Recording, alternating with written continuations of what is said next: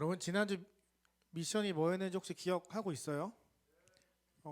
자원이 기억하고 있어? 네, 했어? 역시 좋습니다. SNS에 나는 복의 통로입니다 올리거나 혹은 버디 카톡방에 오늘 하루 힘내세요 여러 가지 이런 응원의 문구를 보내자라고 했었는데 02 또래가 한 걸 제가 봤어요. 역시 02 또래 한번 박수 한번 쳐줄까요? 그리고 우리 새영이는 자신의 SNS에 나는 복의 통로입니다 라고 올렸어요. 그 믿음을 고백한 새영이에게도 한번 박수 한번 쳐줄까요? 여러분, 이 위클리 미션 별거 아닌 것 같지만 이 작은 것들이 여러분의 삶 속에서 그리스도를 드러내는, 그리스도인답게 살아가는 아주 작은 하나의 도구가 될 수 있으니까 함께 미션을 수행하면서 한 주 살아가는 우리가 되기를 바랍니다.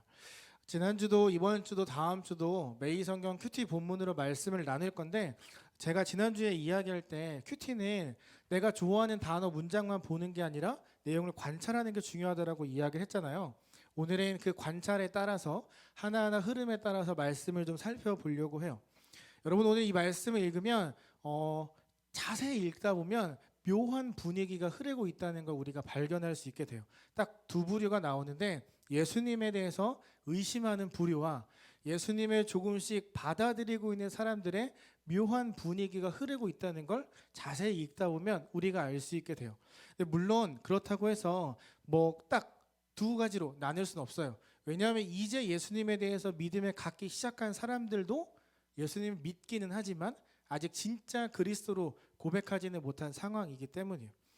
저는 이 오늘 본문이 저와 여러분이 발을 딛고 살아가는 지금 이 시대와 너무나 동일하다라고 생각을 해요. 지금도 그때도 예수님을 믿지 않는 사람들이 여전히 존재하고, 예수님을 믿는다라고 말하지만 머리로만 믿고 가슴으로 믿지 않는 사람들이 여전히 존재하기 때문이에요. 성경을 잘 읽다 보면 어렵다라고 느껴지겠지만 계속 읽다 보면 시대와 환경이 다름에도 불구하고 굉장히 유사한 점을 많이 찾아낼 수 있게 될 거예요. 두 가지 분위기예요. 첫 번째는 내 눈앞에서 이런 기적을 펼치는 사람은 도대체 누구인가? 라고 질문하는 사람. 한편은 저 사람이 우리가 기다리던 다윗의 아들 이스라엘의 왕이 아닐까? 라고 하던 사람들. 각자 모든 사람들이 다 다른 생각을 하기 시작을 했어요. 막 웅성웅성 대고 자기들끼리 막 이야기를 하다가 한 가지 결론을 도출해내요. 그게 뭐냐면, 그래, 이런 기적을 펼칠 수 있는 사람은 오직 하나님의 아들 예수 그리스도, 그리고 메시아, 우리의 이스라엘의 왕, 우리가 기다렸던 그밖에 없다라는 결론을 내리게 돼요. 그런데 이건 머리로만 이해한 거예요. 정말로 마음으로 진심으로 받아들이지 못하고 있어요. 왜냐하면 지금 내가 고민하고 있는 이 눈앞에 있는 대상, 이 예수님이 자신을 드러내지 않았기 때문이에요. 내가 너희를 구원하러 온 하나님의 아들이다라고 아직 분명하게 드러내지 않았기 때문에 사람들이 추측만 할 뿐 진짜인지 아닌지 고민하고 있는 상황 가운데 있어요. 머리로만 믿고 확신하지 못하고 있을 때 옆에서 한 가지 목소리가 귀에 들려와요. 그건 바로 24절의 말씀이에요. 귀신의 왕 바알세불의 힘을 빌려서 귀신을 쫓아냈다. 이 진짜 말도 안 되는 이 한마디가 이제 막 믿음을 갖기 시작한 그 사람들에게 귀에 들리니까 마음이 흔들리기 시작을 한 거예요.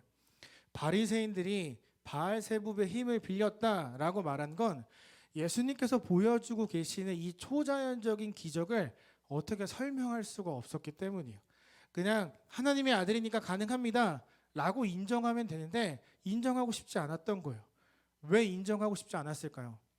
왜 하나님의 아들이라고 말하지 않았을까요? 이걸 인정해버리면 나에게 돈을 갖다 바치는, 나에게 와서 당신을 존경합니다 라고 말하는 모든 무리가 예수님을 따라갈 것이라 생각했기 때문이에요. 그러니까 내가 누리고 있는 이 부와 권력, 이 모든 것들을 놓치고 싶지 않았던 거죠. 그래서 사람들로 하여금 이 예수님에 대해서 의심을 갖도록 만들어야만 했어요. 여러분, 바알세불의 뜻이 뭔지 혹시 아나요? 알고 있어요? 바알세불의 뜻. 저 솔직히 이거 볼 때마다 약간 킹받아요. 킹받는 포인트가 뭐냐면, 아무리 그래도 예수님인데 하나님의 아들이고 우리를 구원하러 오신 분인데 왜 하필 그 수많은 우상들 중에 바알세불이라고 했을까? 여기 이 포인트가 전 좀 킹받아요. 왜냐하면 바알세불의 뜻은 파리 대왕이거든요.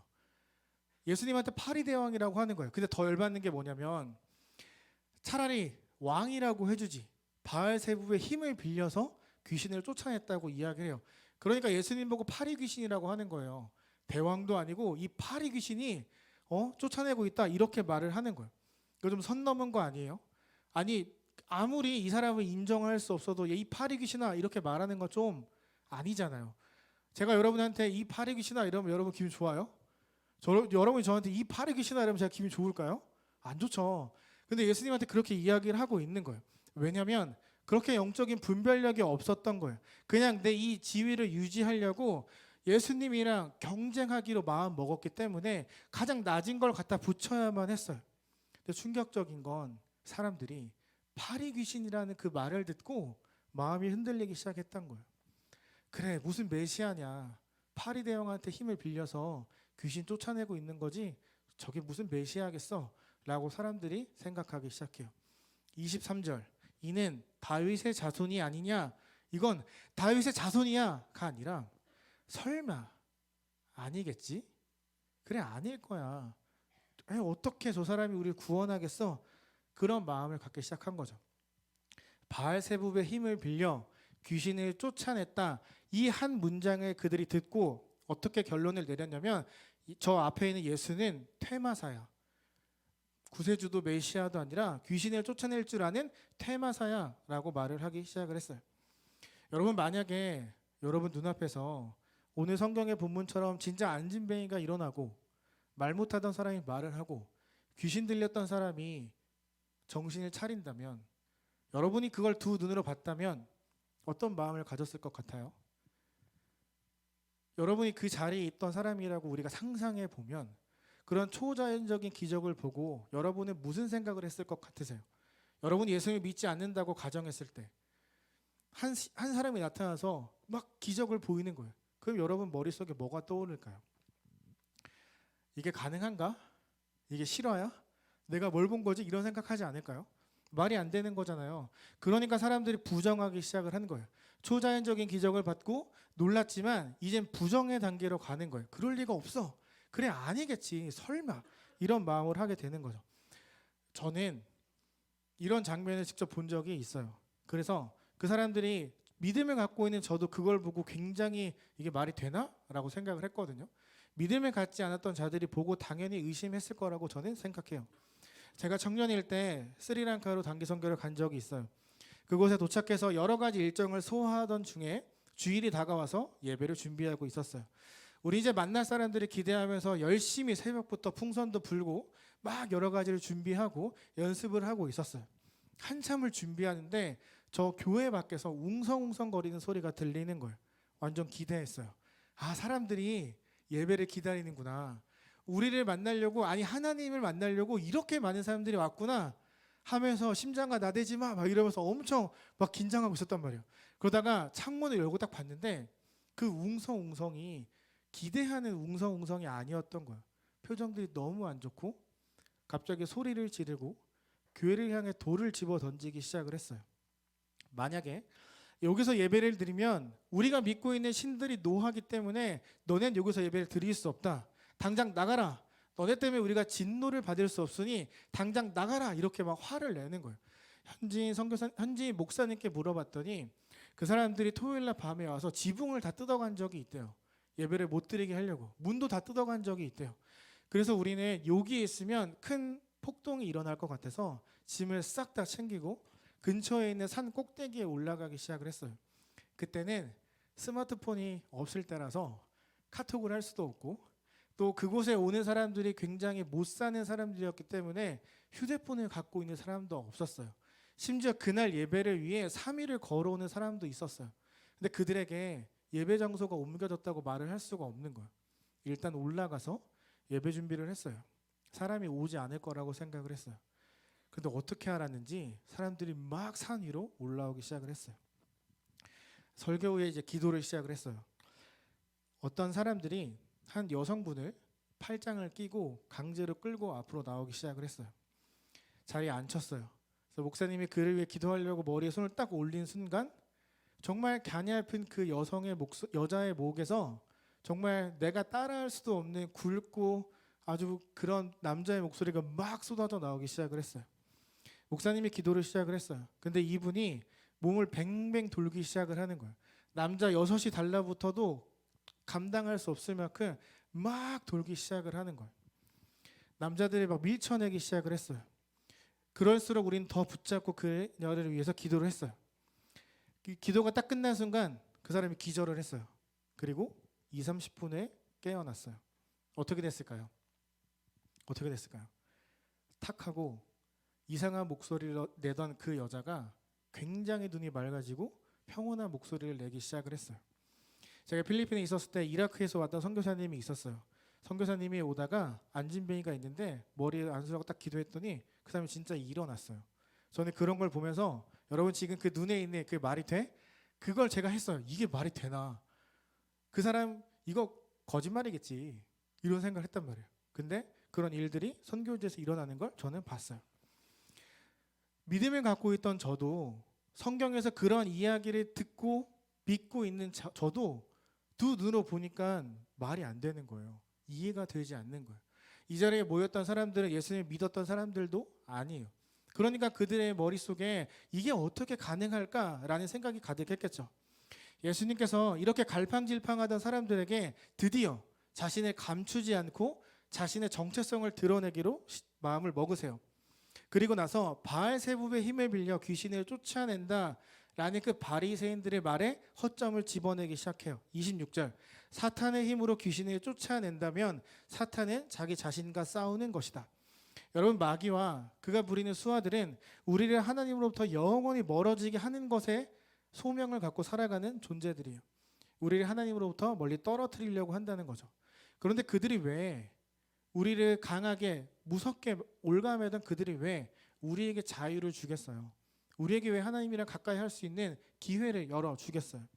보지도 못하고 말하지도 못하던 안진뱅이 그리고 귀신 들렸던 사람들이 고쳐진 이 사건은 단순히 건강이 회복되는 것이 아니라 그것 때문에 늘 마음속에 고민과 고통과 아픔이 있던 그들에게 자유, 평안함이 찾아갔다는 걸 말하는 거예요.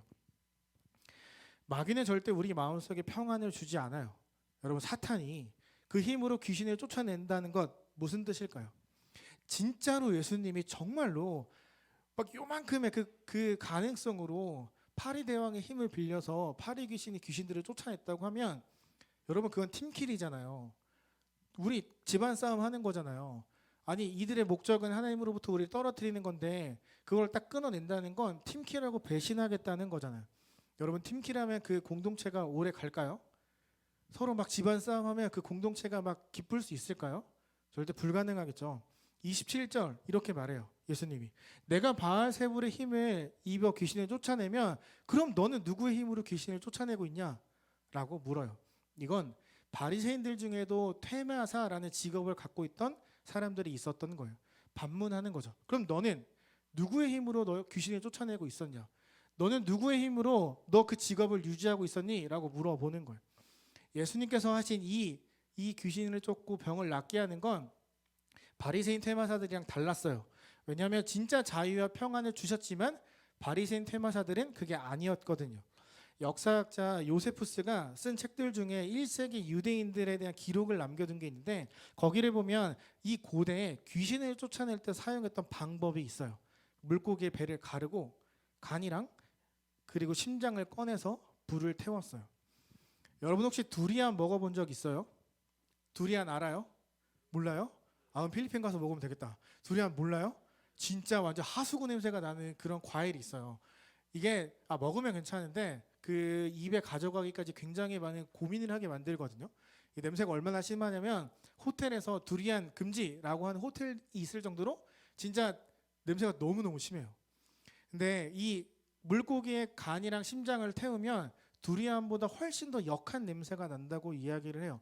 그러니까 이 당시에 바리새인들이 귀신을 쫓아낼 때 사용했던 방법은 굉장히 역한 냄새를 만들어서 사람의 코에 갖다 댄 거예요. 그게 귀신을 쫓아냈다라고 이야기를 한 거죠. 그러니까 이거는 신의 능력으로 하나님의 이름으로 나가라가 아니라 굉장히 미신적인 마술적인 방법으로 쫓아내고 있었다는 거죠. 여러분 이런 역한 냄새가 귀신 쫓아낼 수 있을까요? 있을까요? 그럼 가서 방귀 끼면 되겠네요. 냄새 맡고 도망가면. 가능할까요? 불가능해요. 오히려 저는 그 냄새를 맡는 사람이 더 힘들었을 거라고 생각을 해요. 그래서 바리새인들의 퇴마율은 그렇게 높지 않았다고 이야기를 해요. 근데 예수님은 백발백중이었던 거죠. 손이 닿으면, 말씀이 닿으면 사람들이 회복되고 그 안에 자유함이 들어가게 됐던 거예요. 완전히 다른 권위를 보여주신 거죠. 28절, 하나님의 성령은 마귀와 비교할 수 없다. 29절, 먼저 강한 자를 결박하지 않고서야 어떻게 강한 자의 집에 들어가 그 세간에 강탈하겠느냐. 결박한 후에 그 집에 강탈하리라. 이걸 다른 말로 이야기를 하면 내가 스스로 강한 자의 집에 잡혀 들어왔다. 그래서 내가 이 안에 있는 사람들을 다 구원할 수 있는 것이다 라고 말씀하시는 거예요. 세상의 권세 잡은 자, 사람들을 영원한 타락의 길로 끌고 가고 있는 마귀에게 잡혀있는 가장 사랑하는 창조물 저와 여러분들을 구원하기 위해 그분이 스스로 붙잡혀 이 세상에 내려왔다라고 말하고 있는 거죠.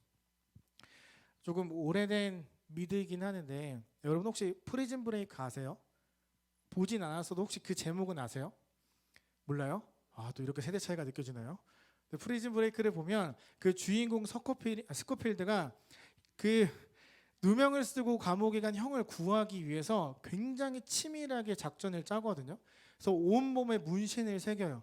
그 문신은 감옥을 탈출할 수 있는 암호와 그리고 감옥의 맵이 그려져 있어요. 온몸에 문신을 하고 들어가요. 그 안에 들어가야지만 그 형을 구원해낼 수 있기 때문에 그가 직접 죄를 지어서 그 안에 들어간 거죠. 그래서 형을 구출해낸단 말이에요. 그것처럼 예수님께서 보셨을 때 직접 이 땅에 잡혀와서 이 안에서 우리를 구원하는 것 외에 방법이 없다라고 생각하신 거예요. 물론 그분은 누구보다 능력이 있는 분이기 때문에 그냥 말로 다 해결해 줄 수 있었지만 스스로 힘을 제한하고 봉인되어서 이 땅에 내려오셨어요. 왜냐하면 만약에 하나님께서 우리에게 그 어떤 것도 보여주지 않으시고 너희들의 죄를 다 사했다라고 해버리시면 우리는 100%의 확률로 내가 갖고 있는 그 자유의지를 갖고 또 죄를 저질렀을 거예요. 그것에 대한 감사함도 하나님 앞에 하나님께서 주시는 그 모든 은혜에 대한 뜻도 모른 채 우리는 늘 죄만 짓고 살아가게 되었을 거예요. 닥터 스트레인지가 도르마무랑 싸우잖아요. 도르마무 거래를 하러 왔다. 빡. 도르마무 거래를 하러 왔다. 빡. 계속 무한 반복하잖아요. 그 굴레가 우리에게 있었을 수 있다는 거예요. 예수님께서 오시지 않았다면 그냥 말로만 다 죄를 사해 주셨다면 우리는 여전히 끝까지 하나님 앞에 가서 죄를 짓겠습니다. 용서. 저 죄 지었습니다. 용서. 이것만 계속 반복했겠죠. 고마움도 감사함도 모르고. 하나님께서 아무 일도 없었던 것처럼 해 주셨다면 우리는 무조건 죄를 또 지었을 거예요. 알고 있는데도 우리가 죄를 짓고 살아가잖아요. 그래서 예수님께서 스스로 결박되어 이 땅에 오신 거예요. 내가 너한테로 갈게. 내가 너를 거기서 건져줄게. 모든 걸 봉인하고 내려오셔서 우리처럼 배고프고 자야하고 피곤한 불필요한 모든 과정들을 겪어내신 후에 마귀의 모든 힘을 박살내 버리셨어요.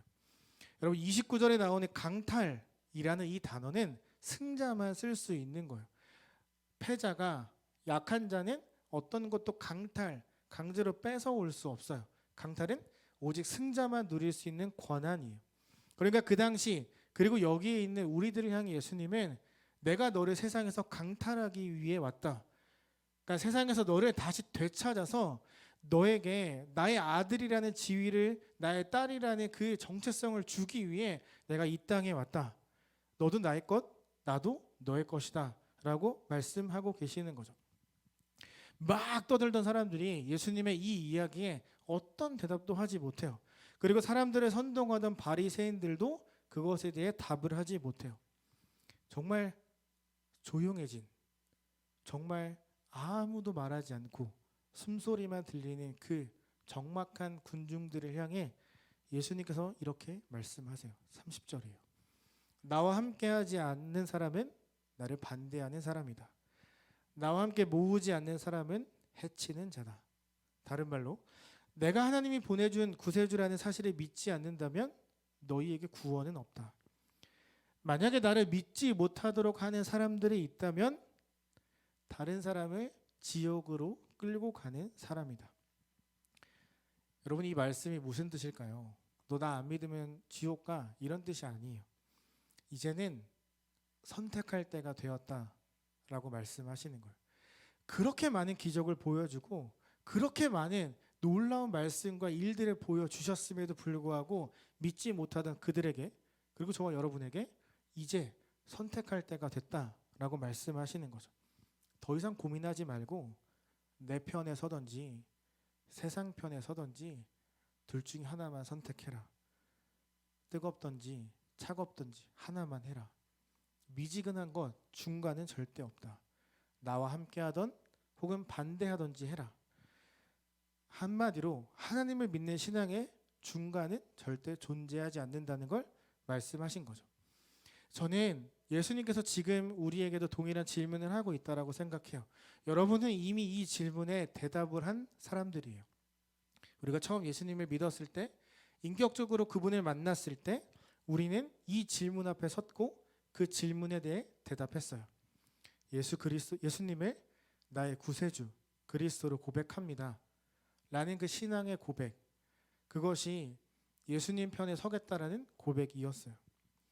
여러분, 이 고백이 여러분에게 정말 중요한 마음의 고백으로 남아 있나요?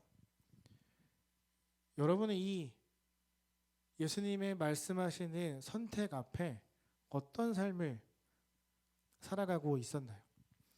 예수님께서 정말로 내 삶을 구원해 줄 메시아라는 걸 믿는다면 우리는 드러내는 삶을 살아야겠죠. 그분과 함께 동행하는 삶을 살아야만 하겠죠. 여러분은 예수 그리스도와 함께 살아가던 사람들이었나요? 아니면 믿기는 하지만 내가 믿고 싶은 대로 살아가던 사람들이었나요? 이번 한 주 저와 여러분은 스스로에게 계속 이렇게 질문했으면 좋겠어요. 나는 예수 그리스도와 함께 살고 있는 사람인가?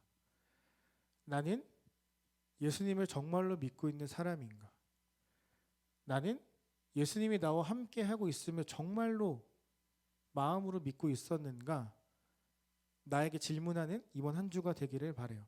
만약에 여기에 당연하지 혹은 네 라는 답이 나오지 않을 수 있어요. 괜찮아요. 좌절하지 마세요.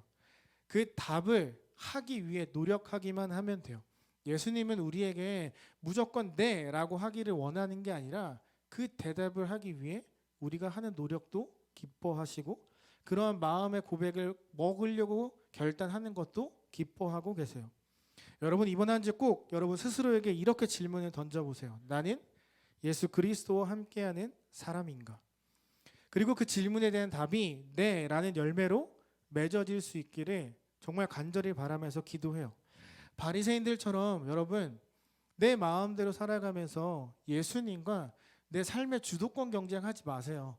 내가 내 삶을 자꾸 흔들려고 하면 더 힘들고 어려워질 뿐이에요.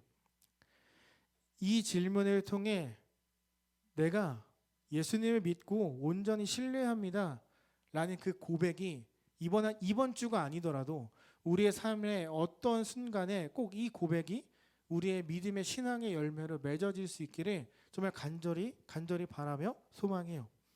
여러분, 꼭 질문하세요. 나는 예수 그리스도와 함께하는 사람인가? 스스로에게 아침마다 저녁마다 질문하면서 그것에 대해서 답해보는 저와 여러분 되기를, 그러한 믿음의 고백이 있는 가온누리가 되기를 소망하며 축복합니다. 우리 함께 또 찬양하려고 합니다. 여러분, 믿음과 삶을 살아내는 그 모습은 다 각자가 달라요.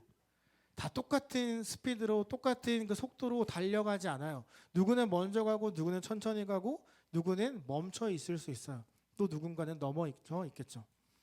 여러분, 우리가 살아가는 이 믿음과 모든 삶 가운데 나만 열심히 달리지 말고 옆에 있는 지체들을 함께 돌아보면서 같이 천천히 걸어가주는 우리가 되기를 소망합니다.